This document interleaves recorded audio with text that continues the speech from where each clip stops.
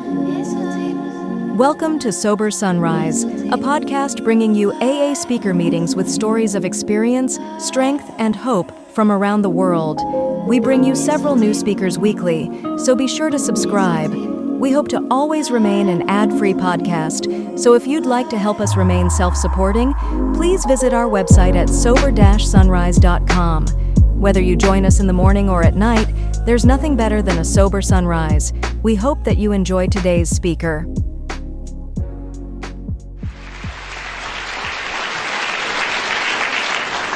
My name is Mike S. I'm an alcoholic. It is good to be here tonight, and it's good to be sober. And several things before I start. One is kind of on a serious note. My sponsor is Cliff Roach. Some of you are also sponsored by him. He was going to be here tonight, this weekend, and he had a family tragedy and couldn't be, and I just want to remember him and to thank him for everything, because in a few minutes I'll forget about him and think just of myself.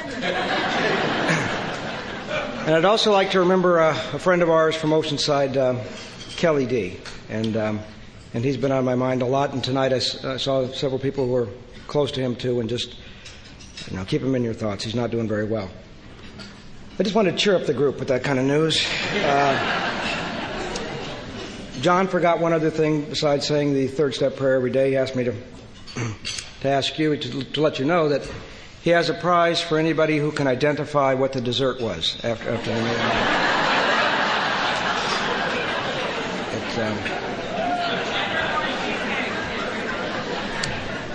Well, you may have won. I'm not sure it's orange cheesecake, but I'll accept that answer. It's been nice to be here. I'd like to thank Ted. I'm not Hank Johnson. Miss Kimberly pointed that out to me a while ago, wherever you are. Said it must feel nice to be the bridesmaid. Most of the weddings I've been to, the bridesmaids have had a little more fun at the parties, I'll tell you, so I don't mind. I got in last night, and Eileen came down with me. We got in last night, and we were just in time to settle in a little bit and hear Mark, and then today we got to hear Mary Pearl, who I still believe is misdiagnosed.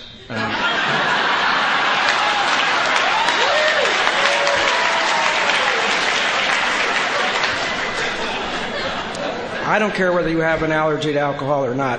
Come on in. You will.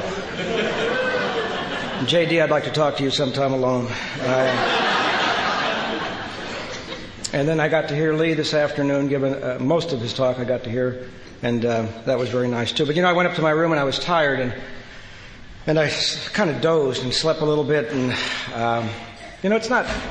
For some of you accomplished speakers, this is easy, but for me it's not. And I started to dream a little bit, and I had this weird dream, and I dreamt that I'd died and gone to heaven.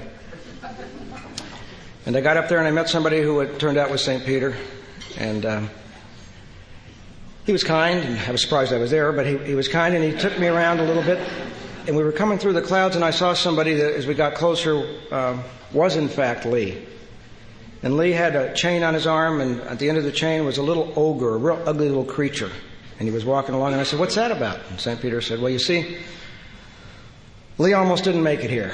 And for the next 5,000 years, he's got to walk around with that little creature attached to his arm." And went a little bit further, and sure enough, it was Mary Pearl.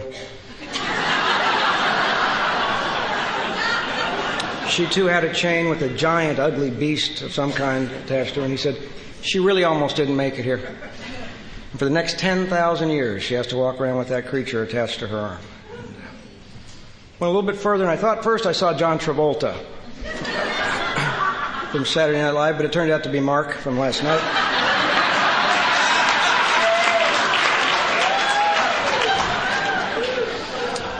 Had the same kind of chain get up on his arm, and Britney Spears was attached. So wait a minute. I heard him talk. I met him. Something's not right here. It's not fair. And he says, "Well, you see, Britney Spears almost didn't make it here."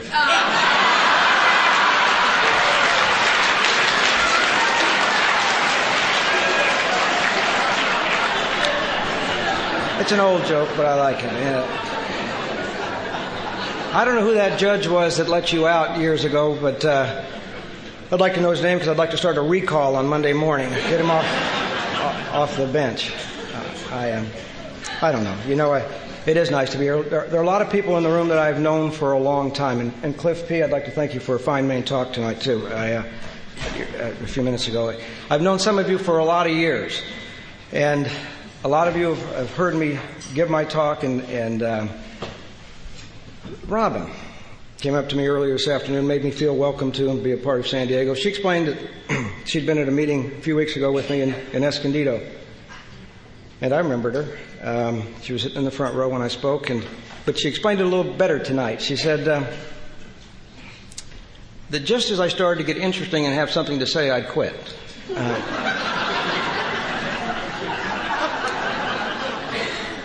I'll try to do the same thing tonight. So if it all sounds interesting, let me know. I don't know. You know, let me tell you, I drank badly. I drank badly for a long time, and I'm one of those kind of people who was seldom mildly intoxicated. I was always more or less insanely drunk. And it was the kind of deal that, surprise, I grew up in an alcoholic home. And I was born in a little town in upstate New York in an Italian section. Am I supposed to get down?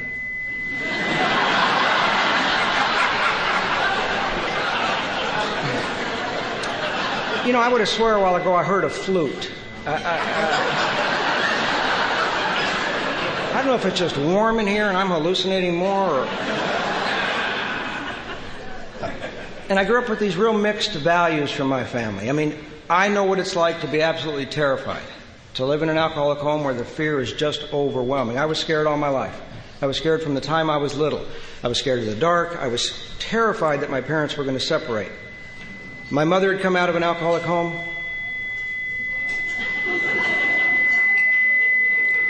Is that you, Mark? Is it? My mother had come out of an alcoholic home and had married my father, who was a handsome Italian man. She was scared to death about drinking and about that kind of life, and yet my father ran bars and nightclubs. I mean, it was just that kind of deal. And when you were talking earlier today about the clubs, my father got called back into the service when I was real young and ran all the NCO clubs and officers clubs, and it was just a wonderful life. And I've shared this with a lot of you before. I remember from a very early age having unbelievably warm, wonderful feelings about bars. I loved bars even as a child. I liked my father taking us in the mornings when he would go by to pick up the money and stuff. He ran those kind of joints in civilian life that people were in there early drinking. And we would go in, and he would set us at the stools on the bar, and they would give us little shot glasses full of Coca-Cola and money for the shuffleboard and for the pinball machines. And I liked the smell, and I liked the pretty women, and I liked everything about it. I had an Uncle Dominic, who would come from Italy, and he was a tall, well, for our family, tall. Came in at about 5'7", and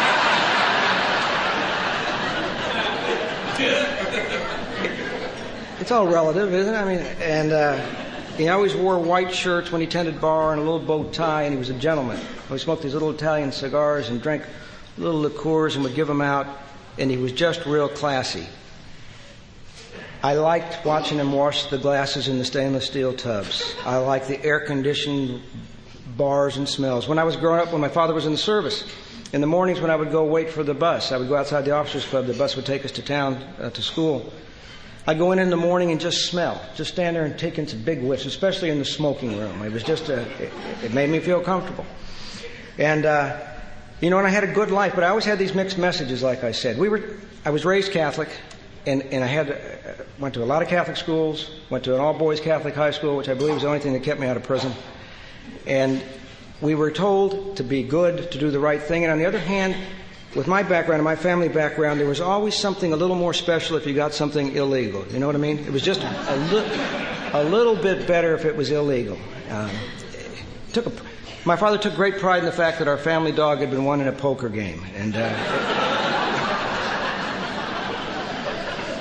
I grew up with some beliefs that held true for me for a long time, and sometimes will still slip back into my mind on a cold, harsh night like tonight. I liked gambling, and I liked women, and I couldn't wait to be able to do those things I'm talking about a little kid, I liked it. And I'd say, I'm old enough, and I've told you this before too, I'm old enough that there was a TV show on when I was young called Maverick. And I would sit and watch Maverick and want to be just like those two guys, traveling around the West, drinking, finding pretty women, and playing poker. And I'd sit and I'd watch it, and I'd get a little deck of cards out and a bottle of Coca-Cola and a shot glass, and I would go on, and I could not wait to live like that. And I got my day. It finally came. Now, I'm not going to, I don't know even how much that I'm going to talk about tonight about my drinking, except to tell you this. I don't know that I ever drank well. I waited till my senior year of high school, and I'll tell you about my first drunk, because it's just, it was very, symptomatic. There was evidence of the way I was going to behave later on. It was a summer day. I had not had a real drink yet. And I'd met this young lady who told me that her parents were going to be gone on Friday and I could come over during the day. Now, I'm the kind of person who gets excited about little things. That was a big thing. I was in like a frenzy for days ahead of time. I was worked up. I'd made plans to go over there, and I got a case of beer. And I called a friend of mine. He got a young lady, and we were going to have the house all to ourselves, and I had great big plans and ideas. Got over there, and I was having a good time. I was healthy. To the best of my recollection, I was happy. And I drank, and I went into what I now know was a blackout. I didn't know it at the time. I thought that everybody who drank had periods of times in their lives when they would lose track of what was going on, wouldn't remember it all. And I thought that that was being drunk. But that day I went into one during the day after just a few beers, and in a good mood, I went into the bathroom and I slit my wrist. Now, it wasn't enough to get medical attention, but it was enough to get a lot of embarrassing attention, the kind I was going to learn to get always. That's what I did on a good day when I was drinking. It got worse over the years. I'm going to speed forward 14 years. Oh, one other thing just to identify with, and I think somebody here might identify with this part. I'm old enough back when if you possessed any type of drug back when I was a young man, it was a felony. Everything. You couldn't even have marijuana without it being a felony. And at the same summer that I started drinking, I heard about the best value in California narcotics, bennies. Big, fat, double-scored whites. $1 for 10. And they really worked. Nobody stepped on them. They just got you wired from the get. And I arranged to have this purchase. I didn't have the FBI follow me, but I had the same kind of fear that Mark had. And I called what you would now refer to, if I wanted to be real cool, as the connection. And I made arrangements to buy $1 worth of bennies.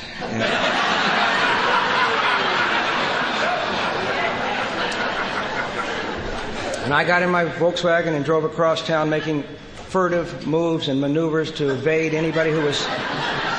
I had become convinced somebody in law enforcement had gotten word of the purchase. And I got over there, and this guy I'd known for years, but he was like big and stupid, and as paranoid as me, came sneaking. I had to go over to the 76 station, and at night he comes sneaking out of the back, and he runs over and looks all around too, because he too thought we were under surveillance.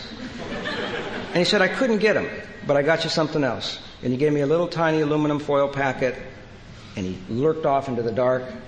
And there was a problem. I drove off, thought I'd been made, hid down some streets, finally pulled over. And he told me when he gave it to me, he said, couldn't get the bennies, but I got you this. It's called methadone. Now, it's the grandfather of methamphetamine. And I opened up the packet, and it wasn't pills. It was just a little bit of powder, a little brownish white powder.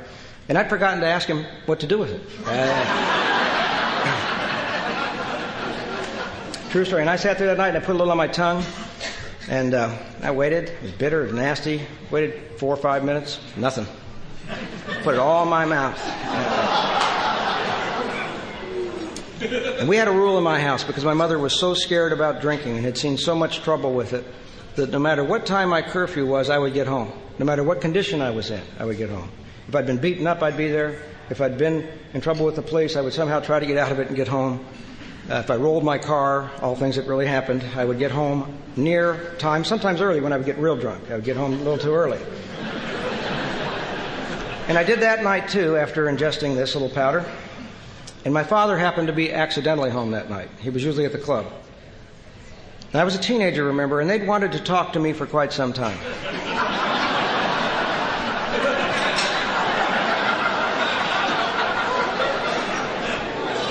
And that night I felt like talking.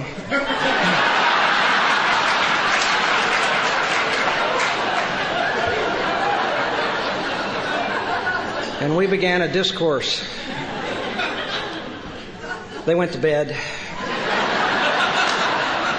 And I experienced that night something I was going to love. It was being up late all night when good people were asleep. I don't know what it was. It was like an evil thing, a real naughty thing to do. I wasn't doing anything. I was just up, chewing my mouth raw and up. And I remember the night very clearly. I cleaned the house that night. And I wasn't a reader. I never could read. I didn't have the patience to sit still and read. But I was fascinated. I found a newspaper sometime around dawn and started to read it. I even read the legal notices. It was like, oh my God. I wanted to share the information that I uncovered that night. And when they got up in the morning, I resumed the conversation. And by afternoon, they hated me. They didn't want to know any more about me at all. I was just kind of tired. And I used speed in one form or another until I got sober. And the reason I bring it up is this. I never minded being an alcoholic. I took a certain sick pride in it. If I was in a bar somewhere, and especially if a young lady said to me, you drink too much, I thought that meant I really like you. Because the women I hung around with seemed to like that. They liked it until we were together for very long. But initially it seemed to be like a magnet. You're a bad drinker. You're bad. Yes, I am. So I never minded, and I took no offense to being an alcoholic. I took a certain pride in it because the people who I knew that were alcoholic and that used and ran and did the things that I liked all drank badly. I felt sorry for people who didn't. I had a genuine sorrow inside of me for people who didn't behave badly. It was a real warped sense of things by then. It never bothered me to be alcoholic until I came to Alcoholics Anonymous. And when I got here, I realized no matter how you were going to try to hide it, even if you said just don't drink one day at a time, if I said I was alcoholic, somebody was going to say, well, just don't drink. And I don't care if you try to hide it under the guise of one day at a time or not, you're going to say it every day, aren't you? And so I wasn't sure anymore if I was really that alcoholic. And one time when I was real new, and I was at a meeting and Clint Hodges was speaking, and he got up and he said, you know, our program doesn't say that we're alcoholic. He said, our step says we're powerless over alcohol. Ask yourself how well you drank when you drank. And it was always badly. There was almost always some kind of ugly scene. Sometimes it was the actual physical kind of violence. Oftentimes it was just the meanness and the pettiness. And I became one of those kind of drunks who made everybody around me miserable because I was so miserable. I picked. I made fun of my wife's clothes and her weight. I tormented the children for what I thought were good reasons, trying to make them behave, trying to make them do better. But I was so desperately unhappy. And life just seemed to... I'd gotten just about everything I wanted in life, and I was absolutely miserable. Now, we'll speed forward. It's 1979, the end of the year, and I was living what you all describe as pitiful and incomprehensible demoralization. I knew exactly what it was. The thought of suicide was on my mind all the time. I was on my second marriage. I had a pretty wife.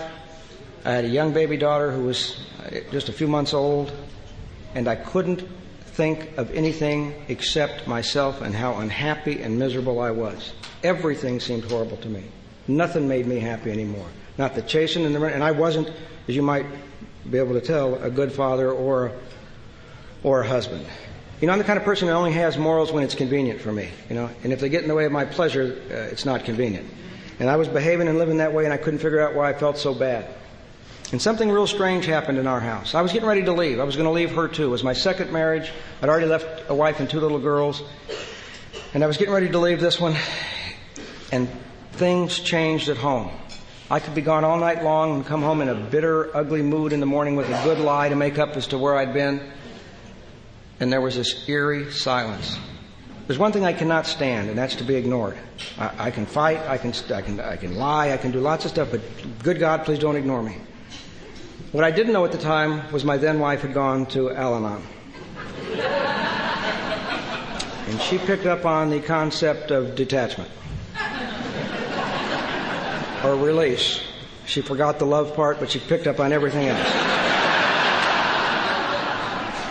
I can't say as I blame her. I was in no great shakes. And things got real miserable for me, and a lot of things happened that brought me where I am tonight. And they happened quickly when they started to happen. It was like an avalanche of events that seemed so odd and so strange. It made no sense. You know, I suffer from something else. I'm almost always convinced that whatever event is occurring in my life is the wrong one. If it's a decision to be made, I'm convinced it's wrong. If it's something that was just given to me, I'll give you a current example. We checked in yesterday, and I asked the girl, first of all, if I could get a room here, and she wasn't sure, but after a few minutes decided we could. And I selected which side of the building I wanted a room on so I could have a view of the bay. So she gave it to me. And then I saw the other view. I don't want to say I'm a baby, but I wanted somebody to switch rooms with me last night. Anyway, we had these things going on, and went on this particularly bad drunk.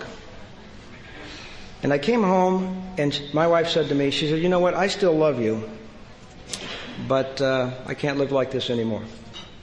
Now, when it was my idea to leave, I thought it had been a real good idea. When it was hers, I wasn't so sure. And I made a couple of silly promises. The first thing I did is I went to my first AA meeting. And let me just describe it to you, because sometimes I hear people tell opposite experiences, and I realize they're both true, both ends of the spectrum. But here was mine, and this is real.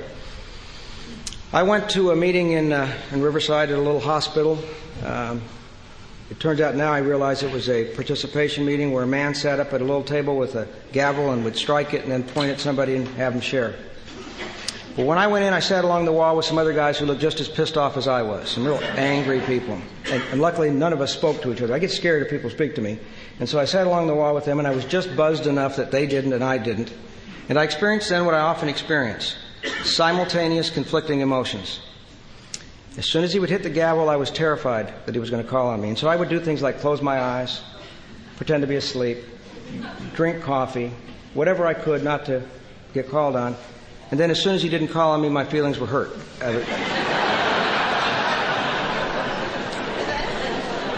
I wouldn't have said anything had he called me, but it just irritated me to no end that he didn't even try. And then they did what would, honest to God, would have kept me out of AA had I known you did it. Of course, they stood up and held hands. I was mortified. I was beyond embarrassed. I felt dirty, violated. It was like, oh my God. It was so sad. I remember a counselor one time had told me to try Alcoholics Anonymous. Her name was Mary. And Mary, I liked seeing Mary. I'd go see her when I was drunk. And Mary had a light on in her office, and it was always peaceful. It was the exact opposite of my life. I would go there, and I would have this whirlwind of stuff. I'm getting a divorce. I've lost a job. I got all the catastrophes that are going on in my life. And I'd go in there, and she was always just quiet, just very peaceful and quiet. And a little light on. I liked it on the desk.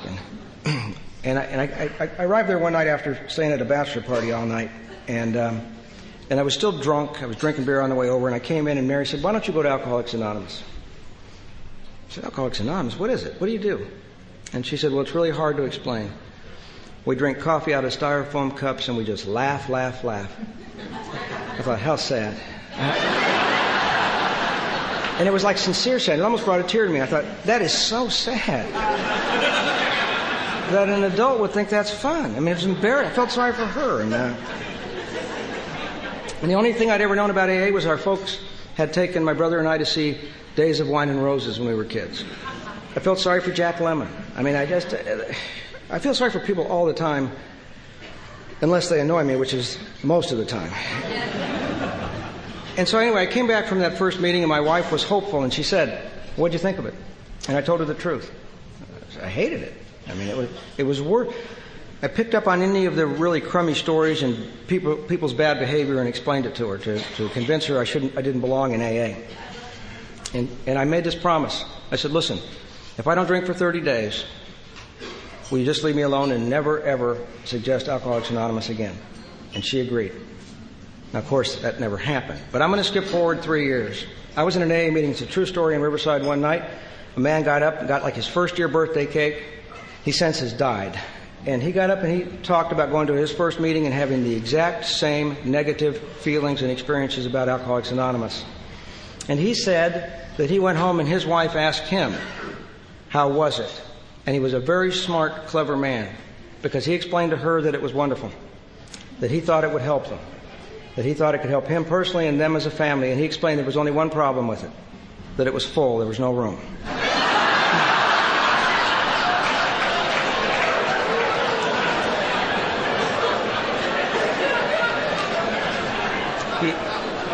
He didn't stop there either, which is what I even applaud him more. He said, I'm on a waiting list.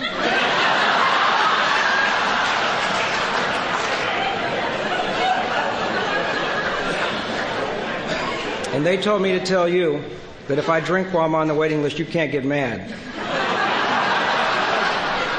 That they're going to call when there's an opening. I worshipped him. I was irritated I was sober 3 years because I would have used it. Whenever I speak, I pass that along to whoever needs the story for home. And I'll tell you why it doesn't bother me to do it. Because on May the 30th, 1980, I was gone away from my house again at the cantina where I drank. One more night. And one more night I'd run into some young lady that I can't remember her name. And one more night I woke up at somebody else's house, and I remember I woke up that morning and it was gray and it was ugly, and I was as sad and miserable, and suicide was eating at me again, and the hangover was just as bad as it had been for 14 years. I never got over hangovers. I had terrible, violent, sickening hangovers. And I woke up and there was animal hair on me. And I remember thinking, I know I was lonely, but God, please no, not...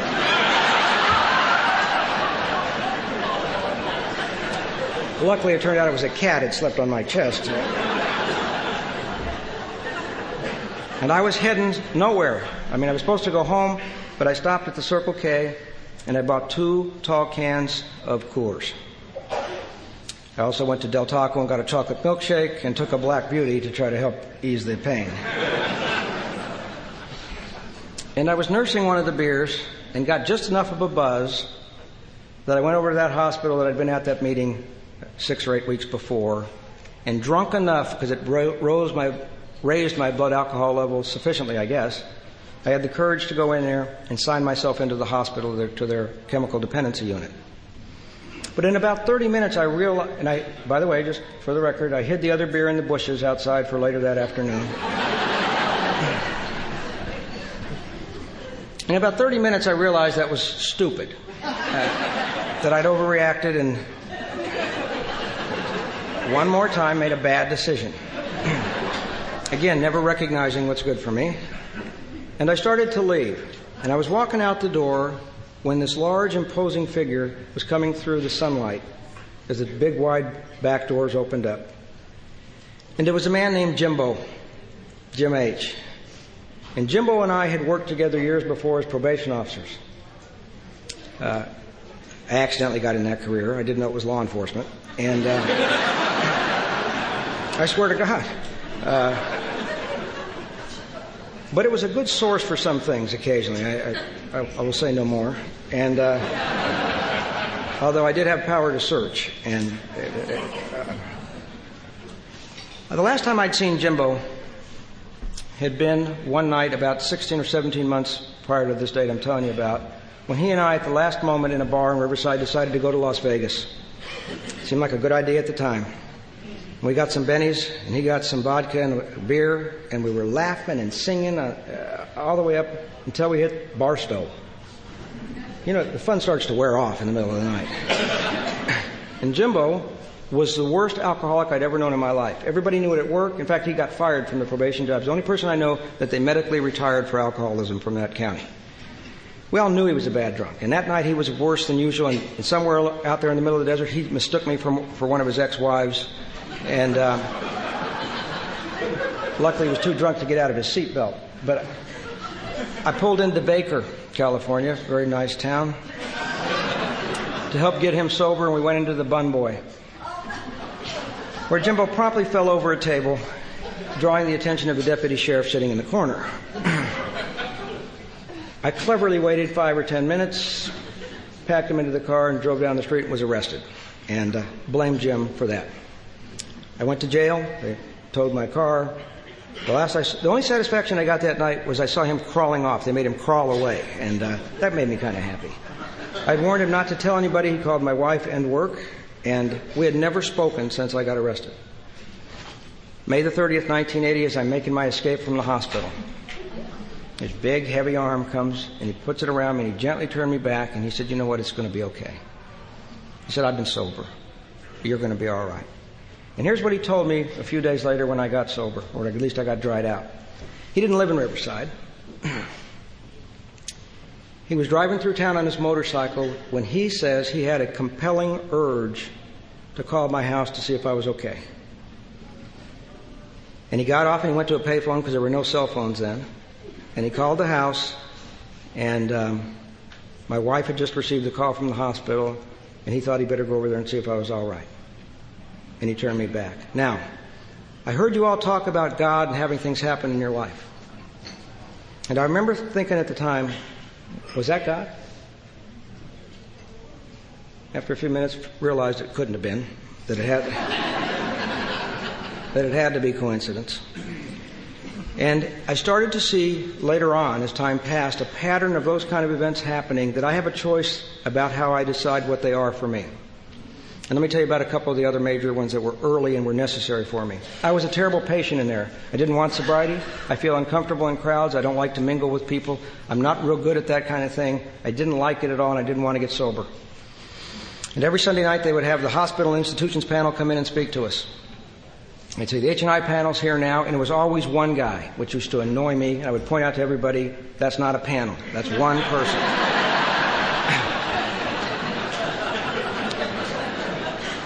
They would make us turn off the TV and go listen to the panel talk, and it would just drive me crazy.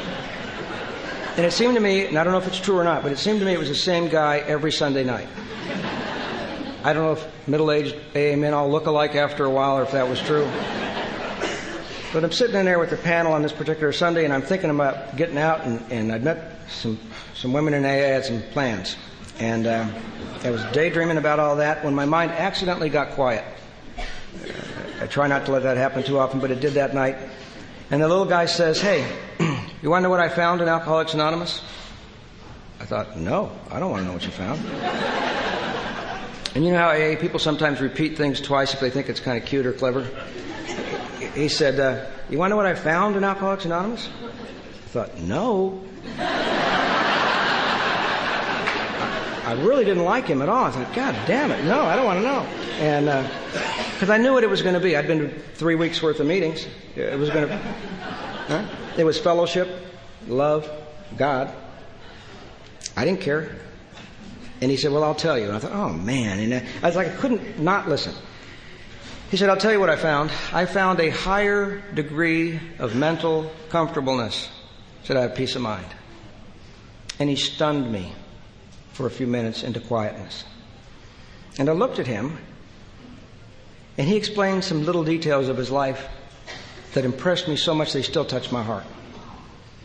He said he was a butcher, and he was going to go home, and he was going to fix a sandwich and put it in his lunch pail for work the next day after he left us. And he was going to sleep in a bed with clean sheets with a wife that he actually liked and loved. That in the morning he was going to get up, have breakfast with his family, go to work, give him 8 hours of work for 8 hours of pay, come home and have dinner with his wife and kids because he liked spending time with them, go to a meeting and smoke cigarettes and drink coffee, and he had a good life. And he just impressed the hell out of me. All my buddies at the cantina were waiting for me to get out. We were big shots. We were driving our Mercedes and other cars. I owned a lot of property. I was just so cool, but nobody had what he had. None of my friends had it. He had what you all have, those of you who've been here and worked the steps. He had serenity. He somehow had found the gift that I heard you talk about so much, and that is a belief in a higher power that allows you to trust that maybe something really takes care of the details of your life. He stunned me. And I went back to my room, and I started to read the big book, Alcoholics Anonymous. It was the first time I'd ever read it. And to this day, I read it again this morning. It always talks about peace of mind and a quiet heart and a way to live. and how to address the kind of emotional problems people like me have. And I'm a mess. I relate so well to you and when you talk about your feelings and your active minds. Dr. Paul's little phrase about having a magnifying mind when he looks at a problem. I was fortunate in several ways too. All these events happening within a matter of days of each other or weeks. I got a sponsor, and I'll tell you why I picked the man I picked. At the time, I picked a guy named Don Hopes. And he drove a big Lincoln, and he had big cufflinks, which were ugly, but impressed me. Smoked cigars, and I thought he was rich. And I wasn't doing too well financially. And I thought maybe he could help me with some connections. And I asked him to sponsor me. I didn't know that year he was going to have his car repoed and his house foreclosed on. But he was perfect for me. He had moved to Riverside a short time before, and he'd come out of the Pacific Group out of West Los Angeles. And he believed in unbelievable discipline. Now, had I known that, I would have never asked him to sponsor me. Because I preferred to sit in the back like some of the people that I was sitting near last night at the meeting and talk and visit and carry on and pay no attention. And he started me taking actions better than the way I think and feel. He made me take actions. And he never yelled, really. He just made me. I don't know how to explain it. And I'll tell you some of the things real quickly. I felt so uncomfortable in AA. I felt so out of place. He would say to me, I want you to go around and meet 5 people you don't know. And I would be terrorized to go do that. I'd walk over and I would just be sick to my stomach, and I'd try to find 5 of you all at once and do it real quickly and then sit down. And then spend the rest of the meeting wondering how I looked. How did I behave? And I would tattle a lot on people. My feelings were always hurt. That may not be past tense. And I would tattle a lot, especially I would notice who didn't put away their chair, for instance. Important. And I would go up and say, Don, I just saw so-and-so never puts away a chair. He'd say, God damn it. He'd say, go over there and I want you to meet 10 people you don't know tonight. 10 people. And then one night he was up front, he was talking to his buddies, and I was sure they were planning some kind of AA get-together without me. And I went up and I said, could I just tell you something for a minute? And I don't remember who I tattled on or what it was, but I tried to do it quietly because I didn't want to be embarrassed. I said, Don, and I told him, and he screamed, much to my mortification. He said, God damn it. He said, put your keys on this seat and come here. And he stood me at the front door of our Casablanca meeting, my home group. And he said, you're so sick, I want you to meet everybody who comes in here. And Angie knows, back even in those days, we had 150 people coming. We didn't have greeters yet. I was the first. And most people don't mind. You say, I'm Mike, I'm alcoholic. People were kind, say hi, glad to meet you. That was the majority. Some people, I still remember one guy named Bob. Not that I carry resentments or hurts for very long. He said, hi, I'm Mike. He said, so what? Well, that did it. I have watched Bob for almost 22 years. Show him so what. And I was standing at the door, and I was there a couple weeks later, and Don grabs this other new guy, and he puts him over next to me, and he says, you're so sick, stand here with him and meet everybody. And I looked at the guy, and I thought, you are sick. Yeah. And I explained to him the value of standing at the door and shaking hands. Somehow I had thought of it. He made me get involved in AA, and I had to have commitments at all the meetings, and I had to arrive early, help. I couldn't just sit. I couldn't be a spectator. I had to sit in the same seat. I still sit in that same seat all these years later. I had to take those kind of actions. There were many, many more. But the funny thing that happened to me was all of a sudden I became a part of that group. I was 18 months sober, and they had an election for Secretary of Casablanca. And I got nominated. And back in those days, they asked the candidates to get up and give a little talk about themselves. And the guy gets up and he says, I don't know what he was, GSR or delegate or something. I was so new, and I sponsor like most of the men in the room. Hi, everybody, and I work with the poor. I'm a good man. I love my wife. I don't know.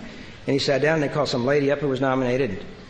She was like a saint of some kind. I'm going, oh God, she'd been everything and held every position there is in AA. So he turned to me and goes, okay, you tell them about you. I've been sober 18 months, and I'm the trash man at Casablanca. I got elected secretary that night. And I was secretary there for a year, And then I accidentally went by the Saturday night meeting, and I didn't go to that one regularly. It was in the same building, speaker meeting. They had an election. I got there election night one night. I wasn't paying attention. I got elected secretary there. I called Don. I said, I'm going to quit. And he said, no, you're not. He said, there must be some reason for you to be there. And he made me take that. So for 2 years back to back, I had to be involved getting speakers and doing this stuff. And I'm really grateful for that. Let me tell you about things at home and at work, too, before I finish up. Home was obviously difficult. We had that young baby. In my first year of sobriety, my 2 daughters from my first marriage came to live with us, and she had a son, and things were crazy. She went to Al-Anon for the first 6 or 8 months, and then once I started to go to meetings, she backed off. And I'm not putting anything on her. She just didn't, at that time, see the need for it. Things were still, though, better at home than they had been. But I'd been sober about 90 days one day, and she said to me, you know what, I think I liked you better drunk than I do sober. So I told Don. I said, you know, she likes me better drunk than sober. And he said, you know, I want you to go home, and I want you to get a little card that says, I love you, and put it on her pillow. I said, you want me to lie, Don?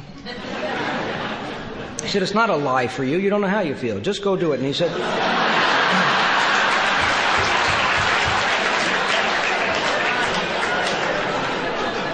He said, her reaction to you is none of your business. If she tells you she loves you back, great. If she tells you to go to hell, just shut up. And I did it. And then she did something else equally bad soon after, and I told again. And he said, I want you to get her some flowers. And not a big, expensive bouquet either, he said. Just don't try to be a big shot. Just go buy some simple flowers and put them where she does her makeup with a little card that says, I love you. And again, same thing. However she responds is none of your business. And I did that. And then one night we were getting ready to go to a meeting in Los Angeles, and she said, where are you going now? And I said, well, Don's going to speak in L.A. I'm going there. And she said, you know, I don't think I like him. Now, he had told me I had to stay put my first year. I couldn't make any major changes. Couldn't leave home, couldn't change jobs, all the plans I'd had. And told me I had to act like a married man. I mean, areas I didn't want to discuss. And so on the way to L.A., I said, you know, guess what? And he said, what? I said, she don't like you either. And he told me that night, he said, I want you to get up in the morning and fix her a cup of coffee. I said, well, she's so lazy, she's not up when I get up. She wasn't lazy, but I tried to exaggerate to make my point. And he said, then make the coffee and cover it with aluminum foil and put it on the side of the bed for her. And I remember doing it he made me do it every day. I remember doing it those first days. And it was like my manhood was gone. I wasn't Maverick anymore. I was this confused, miserable human being. And I put it on the side of the bed every day. And then one day I got up, and as I've told many of you, there was coffee on the side of the bed for me. And so the message is real simple. If you want somebody to do it for you, all you have to do is get up every day and do it first for 2 years.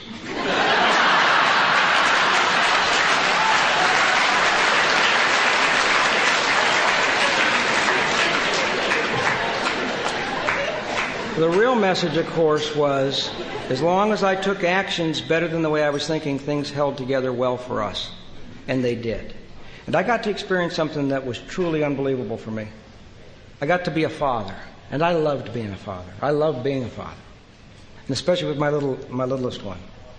And we got to spend lots of time together.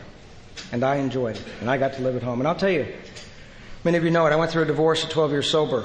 Because of my own actions, my own negative actions. And it was horribly painful. And in case I forget, when I came in here with all the problems that I had as a newcomer, and you all told me there was a loving, kind, considerate God who would help me through those things, I didn't know if it was true or not, but I had to start to learn to act as if. Because the only way I ever know if I can trust God is to try. The only way I can ever know if I can really let go or abandon myself absolutely about a problem is to try it, after I've usually exhausted every other means. But I went through that period of time, and the lesson in that for me is this. It doesn't seem to matter how long I've been sober, it's the same God. The same kind and the reason I say that is this. If you're going through something bad for you tonight, even if you created it, you don't have to drink and you don't have to use, and things do get better, just like they did always. It's me that forgets that. I was fortunate because Don took me to hear Chuck C. a lot when I was new, and I became fascinated with listening to him and going around, and I even got to spend a little bit of time with him. I didn't realize what a big shot he was, or I would have never spent the time with him. But at the time I didn't know, and I just so desperately wanted to be okay. The idea that maybe there was a higher power who took care of my life was something tremendous for me. And Chuck C. would come out and he would say things like, I came out here to tell you monkeys two things. Quit thinking and surrender. And I would think, I don't know how to quit thinking. I don't know how to, I'd quit thinking if I could. Don't you know? I mean, I don't want to think like this. You know what torture it is to live in this brain, for God's sakes? I mean, to be offended by everything? To always realize you just made the wrong choice? To try to outthink and outperform everybody? It's hard. And I would listen and I would try and I would practice. And I remember the first time I heard him. Chuck was up speaking in San Bernardino. And he came in and the room got real quiet and it was real smoky and it was kind of cool in there. It was like a bar in a lot of ways. And he came in and I said, they said, there he is. And I said, who? And he said, that's him. And he came in and he looked nice. And Chuck C. was speaking and he got up and he said, you know what? I know who you are even if you don't. And I said to Don, who are we? He said, shut up, will you? Just be quiet and listen to him. And later on, Chuck had said we were all God's kids. And it was a concept that was difficult for me to accept for me. I wanted to believe it, but I just couldn't believe it. And a series of events now have convinced me over the years that I've been here that it's true. Even when it doesn't seem like it. Maybe especially. Chuck also used to talk about, remember he said he had a picture of a man on his desk with a long beard with that caption under it that I believe actually comes from Mark Twain that says, I'm an old man who's had many problems, most of which have never happened. That's the experience in my life. I worry about the things since I've gotten sober, and nothing terrible has happened to me in spite of myself. Not really. It just feels like it sometimes. The work area was a terrible, terrible situation for me that first year. Because he told me I couldn't change jobs. And then I was selling real estate, and I was scared, and I couldn't sell. And I lost everything. Just about everything. I sold the car. I sold the properties I had to pay off bills and to do things. And then I owed the IRS. And I set up a payment plan with them. And I made my payments every month. Just like that little butcher talked about cleaning up his act. Like a guy named John Haley. I heard John Haley speak years ago. And he talked about the fact he was a priest, an ex-priest who borrowed money from everybody. And he owed so much he could never pay it back. And his sponsor told him to set up a payment plan of like 50 cents a month to some people, but to make sure he did it every month. And Don had me do those kind of things, and I would set up my little payment plans, and I would send things in. And you know, all that stuff goes away after time, if you don't create too much more. It all goes away. But work was bad, and at the end of the year I started applying for jobs again. And I applied for all these big shot jobs, and I couldn't get one. I mean, nobody was. I wasn't qualified for one, but I'd read about them in the LA Times and apply anyway, and would then have hurt feelings again. And the only job I could get was being a probation officer. And this time it was in Orange County, and it was working with gang kids in a little area in Fullerton called Tokerstown. And my first day of work, I got there, and before when I was a probation officer, I'd worked with adults. And this day they hired 2 probation officers for Orange County. The other guy had worked with kids, and I'd worked with adults, and there were 2 positions open, one in each area. And the chief called us in, and he looked at me, and he says, I want you to work with the kids here. And I thought, no, I don't want to. I mean, I didn't say it, of course. I just smiled and thought, I'm going home. As soon as I leave your office, I'm getting in my car, and I'm going home. And I called Don, and he said, people like you are quitters. He said, nobody cares what you think about the job, for God's sakes. He said, you're going to stay there 1 year. It was like a death sentence, I remember. And he said, you're not going to make any change. You're just going to stay put and go to work, give them 8 hours of work for 8 hours of pay, and they don't care what you think. Just go there and do whatever they tell you to do. And some of those days were terribly hard. I remember days when I would just be cringing inside, or dying and tense and worried, and he would tell me, you've got to go do something for somebody and not get found out about it. Get up off your ass, off your desk, and go do something. And I'd go around, I'd find somebody's ashtray in the break room and clean it real quick and then run back to my desk. I mean, I'd read the big book. I would do anything just to try to hang on. And a series of things happened there, too, that started showing that tapestry of the way God takes care of somebody like me. What I didn't know was the territory they gave me was also around a law school. The other one wasn't. It was at the beach where I wanted to live. But this one was around a law school. Now, I'd tried law school twice. Same law school both times. It was next to the bar I drank at. I went 2 weeks once, and the other time I attended half a class. And I'd heard Clint again speak one time, and I wanted to be what anybody was in AA who appeared happy. I didn't care what you did. If you were a housewife, I wanted to be a housewife. It didn't matter to me. I just didn't want to feel bad. And I signed up for law school. And I immediately knew I made a mistake. And I called Don and I said, I hate it. I don't want to go to school. I want to be with you in AA meetings. And he said, you know what? People like you are quitters. You start all the time, you don't finish anything. He said, nobody cares whether you become a lawyer or not. Can you finish a class, for God's sakes? I thought, no, I can't finish a class. But I finished it. And not to drag this out too long, that would happen from semester to semester. And I would complain, and he would say, just finish this semester, and we don't care at the end what happens. And I finished law school. And then some choices had to come, because by then I was working for the Santa Fe Railroad. I was their employee assistance counselor. As a result of having been a probation officer, they asked me to come to work for them, something I would have wanted. I worked with people who had drug and alcohol problems in California and in Arizona and in New Mexico. And it was a great job. I loved working for the railroad and working with people who had our problem. And when you take the bar in California, you have to wait several months to get the results. And I was speaking at Hoag Hospital in Newport Beach one night right after I took the bar, and I was just kind of teasing, but I said, I know by now that God takes care of sobriety, because he had taken away my obsession to drink when I asked him. And I said, I know he takes care of families because things in my family life are really good. And I teasingly said, does he take care of the bar exam? And there are a lot of lawyers in AA down there, I guess, because after the meeting, several of them came up and said, yeah, he does. Don't worry about it. And I got to experience from that what I get to experience every time I'm faced with what I perceive to be a dilemma. And that's this. As it got closer to the date, I got afraid. So what if I become a lawyer? What if I pass the bar? I'll have to leave my job. What if I don't? You'll look stupid. And I agonized and went back and forth. And I had to have happen to me what often has to happen, and that's to surrender. Because at some point it became okay for me inside, no matter which way it went. And I remember when it happened that day. It was a real freedom. It didn't matter. And on my 6th AA birthday, on May the 30th, 1986, in the mail came the results of the bar, and I'd passed, and I became a lawyer. Now, being a lawyer doesn't make you happy, joyous, and free. You can look at this table over here and tell that. That's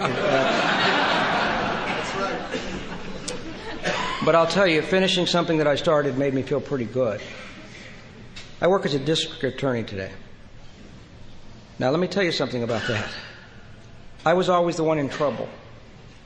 I was always the one who was being looked at by the teachers and going, oh, my God. I was always the one having to explain my way out of a deal. I was always the one as a kid who stayed after school to get whipped every day, it seemed like. But when I applied for the probation job in sobriety, when I applied to take the bar exam, and when I applied to be a district attorney, I told them the truth about me. I told them about my arrests, and I told them about my alcoholism and my drug use. So you can't blackmail me, right? I mean, it was a done deal. And it went down like this both times. When I did it in Orange County, I got a call one day from the medical examiner, a doctor, and she said, let me ask you something. She said, I'm looking here at your health application. You were hospitalized for alcohol and drug addiction? I said, yeah. And she goes, you got a couple minor arrests here for alcohol-related things. She goes, are you an alcoholic? I said, no. I said, yes, I am. And she said, what do you do about it? I said, I go to AA. And she said, do you have a sponsor? And I told her, and we went through a few questions. She said, you know what? Welcome to Orange County. We like to have people like you. You're good employees. We're glad you're here. When I applied to the DA's office, I got a call from the guy doing my background. And he called me in and shut this little metal door one day. He said, I'd like to talk to you. And I thought, oh, God, I bet. And he said, we're looking at this. He said, are you sober?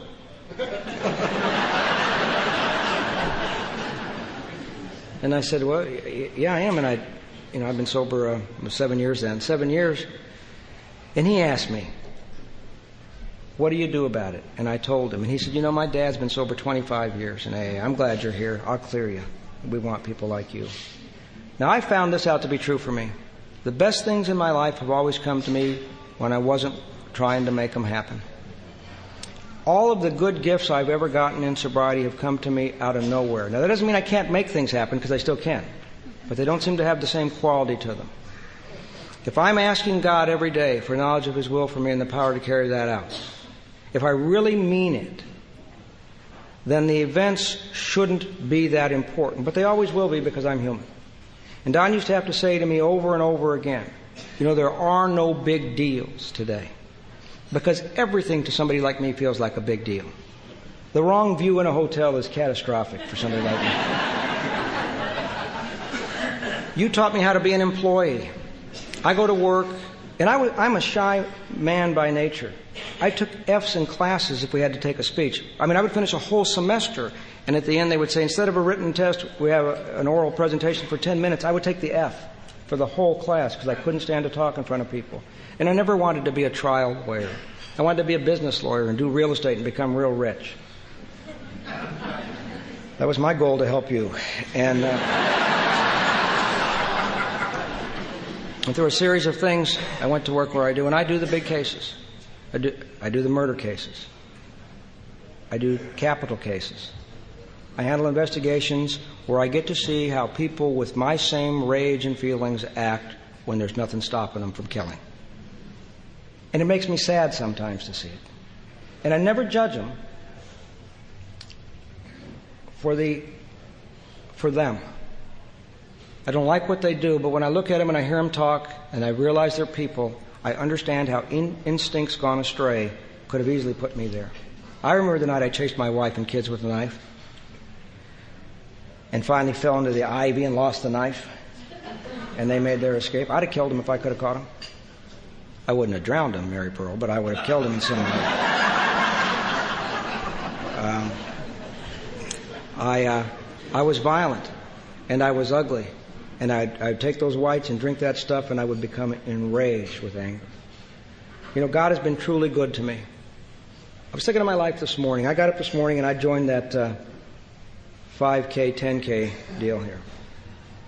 And let me just tell you about that if any of you were out there with me today. I was running, in case you couldn't tell.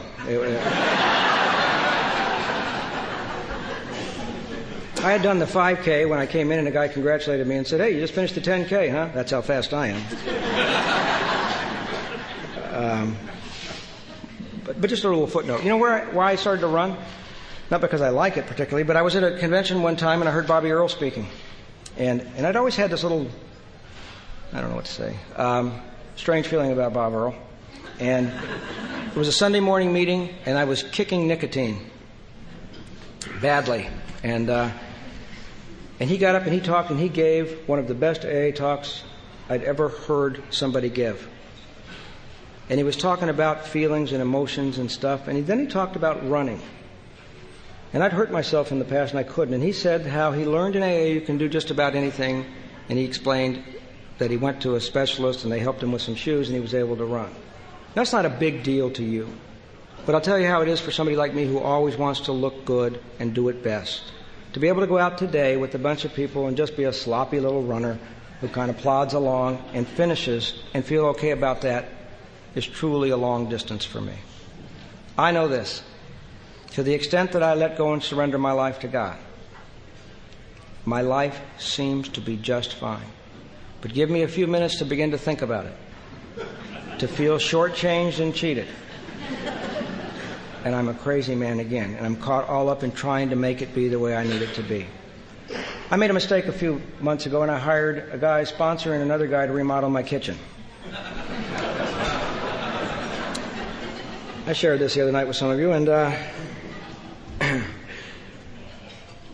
I hated them after a few days. They hated me. It was real pleasant at meetings. We'd glare at each other. They would have to call me for sponsorship advice, which I was tempted to slant my direction every day. And every night I would come home, and I would walk in, and I would see some mistake, and just go crazy. I mean, just be in a frenzy about it. And I'm talking about things like a tile was off 1/4 of an inch. I don't know. I'm gifted with this perception of everything being crooked, and I would complain and whine and about certain stuff. And that morning I was at work, and some things are real strange in our life right now about work and some other stuff. I got in a death threat that day. Some things were really bad, and I was tense, and I was worried, and I was concerned. And I got the big book out, and I turned to Dr. Paul's story. Now, there's a portion of page 449 that I won't discuss here tonight that I have a little bit of trouble with. But there's other things on there that help me an awful lot. And I was reading there, and then I turned to the next page, and he writes in there about how he had to lower his expectations because he was a perfectionist, and he tried to make other people and himself be so perfect. I've read that a lot of times. It jumped off the page at me the other day. And I'm starting in the house, and I feel my tension up again, and I'm worried, and I'm concerned. And I thought, just lower your expectations. And I went in, and sure enough, I saw where they dabbed some extra paint on a cabinet. The kind of thing that would normally make me suicidal.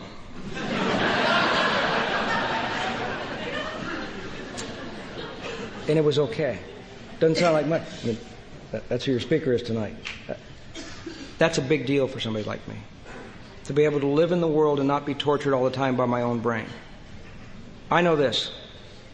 If I really let God run my life, it's fine.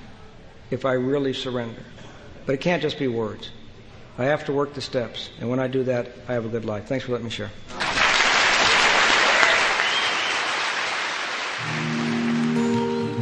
Thank you for listening to Sober Sunrise. If you enjoyed today's episode, please give it a thumbs up as it will help share the message. Until next time, have a great day.